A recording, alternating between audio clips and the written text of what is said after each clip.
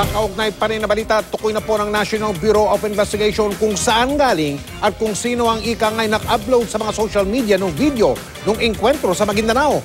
Nakumpiska ng NBI ang mga DVD na binebenta sa kalye sa lungsod ng Iligan noong isang linggo. Ayon kay Justice Secretary Laila De Lima, mananagot ang mga nagbebenta nito at hahabulin daw nila ang nagpakalat ng video sa internet, lalong-lalo na yung taong mismong kumuha ng video na yan. Since siya ang kumuha, kasi mukhang siya yun di ba? Yung nakachinelas. I'm referring to the first video. Now, involved siya dun sa mga ginawa nila.